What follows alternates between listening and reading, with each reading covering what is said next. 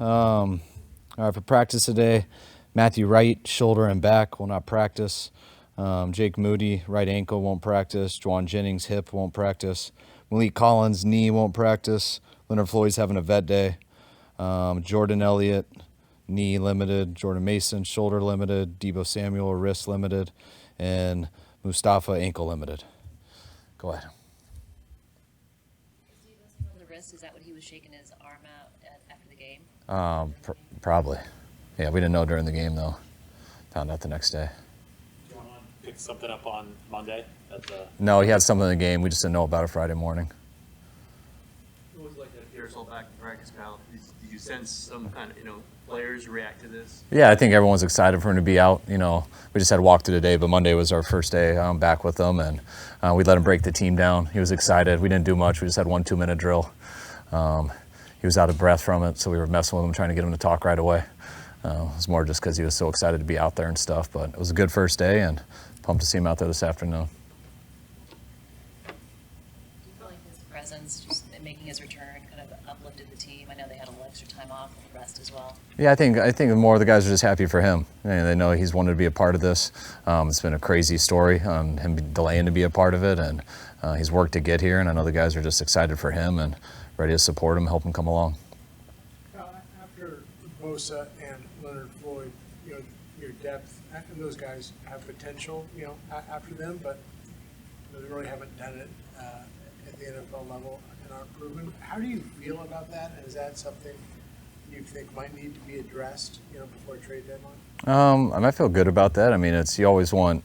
You'd love to have 4 Pro Bowlers just in there, but I think that's the reality of most teams. I think it's very rare to have a situation that is better than that.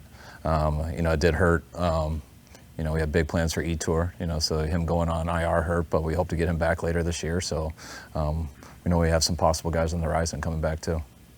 Kyle, how much Super Bowl film are you watching versus what they've put on tape this year?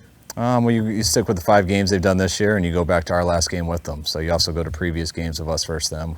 When coordinators don't change, the scheme doesn't change, you tie in all those games. How do you characterize going up against the Spagnuolo defense? Has it been about a similar feel to going up against his defenses over the last few games? I think it's gotten better and better each year. I thought last year was the best defense that we played all year, and I feel that way this year so far. So they got guys who've been playing a long time together. They've been doing his scheme for a while. He's been doing a scheme for so long, but they continue to add to it. They continue to fine-tune it, and I got a lot of respect for him and his scheme. You guys have had a lot of success game planning for Aaron Donald over the years. I know there are exceptions to this, but usually he has quiet games against you. Why don't you think you've had the same success against Chris Jones?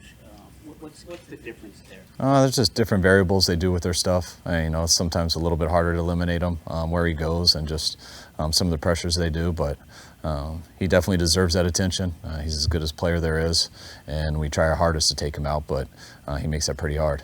What are the hallmarks of an Andy Reid scheme or an Andy Reid offense? I think it features around their quarterback, obviously, puts them in a great position to make a ton of plays, and he has a guy who can make a ton of plays. They always dabble in all screens, RPOs. You always got to be ready for new plays, one that you haven't seen, and always enjoyed watching Andy since he was back in Philly, and he continues to evolve also. On their defense, they're so man-heavy against you guys in the Super Bowl. You've seen a lot of man this year, maybe more than in recent years. Is that a coincidence, or do you sense maybe teams are kind of trying to follow some sort of a blueprint? I think some games we have, some we haven't. Last game I didn't see it that way, but they did more in the Super Bowl than they had in the past. I think in the past they were like 20% man, and they went up to 35% in the Super Bowl. And that's about where they are this year. Last year going into that game, they play more press and stuff than anyone in the league all of last year, and they're still doing that this year too. So, when you're in crucial situations, especially the fourth quarter, they blitz more than anyone in the league last year, and that's true this year too. So usually when that's the case, you see man. So it goes with their scheme, and they definitely did a little bit more last year too. Last week ahead of the Seahawks battle, you said it wasn't a must-win, but it kind of is a must-win. Is the conversation going into this one, given the history between you guys and Kansas City, and then the ability to kind of put the rest of the league on notice with a win, is that the same type of conversation you're having with the guys? try to have the same conversation every week. I just word it a little differently. But I never want to say the words must win until if we don't win, we're eliminated from the playoffs. So that's the only time it's a true must win. But my words were last week that I'll never say it's must win until it's that situation, but it damn sure feels like one. And I think that had to do with just losing 2 tight games in our division, being 0-2 in our division, going against a divisional opponent. I see this game like I see all games. I feel like they're all every game matters huge, but I didn't choose those words this week. You brought in another kicker, I assume is insurance for Wright, whether he can go or not. And Carlson's not really historically a deep kickoff guy either. Would you ever consider bringing in a guy, at least for a while, just to kick off and then have a place kicker do the place kicker, or you just don't want to use 2 spots for that? I mean, I'd love to. You just got to see what position you want to go short at. So, I mean, that could always be a possibility. But, that does take a toll on the roster big time. If you ever had one injury at the wrong spot, that would be a big regret. But that is an interesting decision, but probably something we won't do. The numbers say Patrick Mahomes is having a down season by his standards. What are you seeing from him in particular? I think everyone says down year just because their numbers aren't just crazy. But, I mean, Pat's as good as it gets. He's been as good as it gets since the first year that he got to play. All their games, I think, except for one, have come down to the last possession, and he's as good as anyone in that last possession. Their running numbers aren't quite what they were last year. Their red zone isn't real high.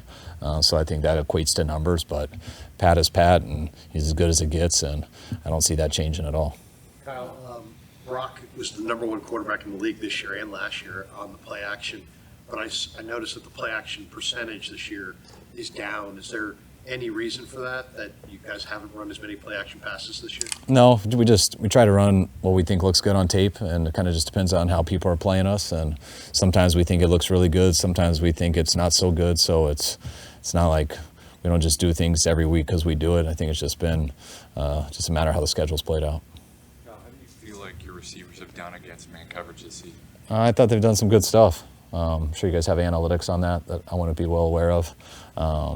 But, I'm always trying to improve in everything. But, I think we've won some and we've lost some, as usual. You also mentioned that, the Chiefs are specifically a team you guys have not succeeded against recently, and obviously in 2 huge games. I know as a coach, you can't all the time make one opponent bigger than the other. But do you feel that a little bit? Like, you've had some fairly large losses against this team. Yeah, I think everyone understands that we've lost the 2 Super Bowls to them. So, that can give a little post-traumatic stress when you turn on the tape, but I think that's human nature. But you got to make sure you don't get caught up in that. This game has nothing to do with past games. That was last year. We're playing a really good AFC opponent. We're 500 right now. We want to stay atop of our division and get a win. You think about that stuff going into it, but in terms of what it plays out in a game, it really has no correlation, and you try to make sure that it doesn't. I'm sure when you lose a game in Super Bowl in overtime, there are plenty of plays you're like, oh crap, if only. But that 4th and 1, you get a defensive stop and the game is over. I don't know. Is that up there as far as plays you're like, man, that hurts? Not necessarily. 4th and 1, it's 50-50. So there's other plays that are worse, but we can go through a lot of them. But that's not. That's your opportunity. You got to stop for 1 yard and then it's over, and you're Super Bowl champ. So it's hard when it comes to that. But I think there was a number of other plays in that game that were just as important. That play, my expert opinion, a well-designed play. Was there something that could have been done? Was there anything like quote unquote wrong with the defense there, or do you just kind of tip your cap and say, hey, you got us? No, it's hard to defend everything. 4th and 1 is one of the tougher spots in football. You want to start out with sneaks. You got to defend the edges. You got to defend the dive. You play tight man coverage. You got to defend every rollout pick play. And then when you call a play like that, you got to do 11 on 11 and defend the quarterback. So you can't defend every play, and they got us in a good situation where they ran their quarterback and we had one guy on them. Had a chance to stop it, but it's not an easy one to stop. How did Carlson do on his kickoffs during his tryout? I don't go out to his tryout, so good enough to sign him. Is that a concern, though? These guys coming in not being able to... Everything's a concern. I mean, especially when guys are available. You know, if there was zero concerns, I think guys would be somewhere right now. So you look into all that and you try to make the best option. And that our guy last week did a hell of a job coming in, being 3 for 3. There was a lot of kickoffs we would wish would have gone in to the end zone. You know, we had that with Robbie towards the end of his career. You know, he was automatic kicker, but didn't always get it out there. You know, we've tried it with Mitch, so that's stuff you always want, but it's not guaranteed, especially as the year gets going and it gets colder. That's why we got to get better kickoff coverage as it goes also. Of all the one-on-one matchups this game can have, do you get time to appreciate a Fred Warner going against Travis Kelce? I don't really get time to appreciate it, but it's one that I'm glad that we got Fred Warner, because Kelce is as good as it gets also, and so we got to have one that's as good as it gets to match up, and that's a hell of a competition between those two. All right, thanks guys.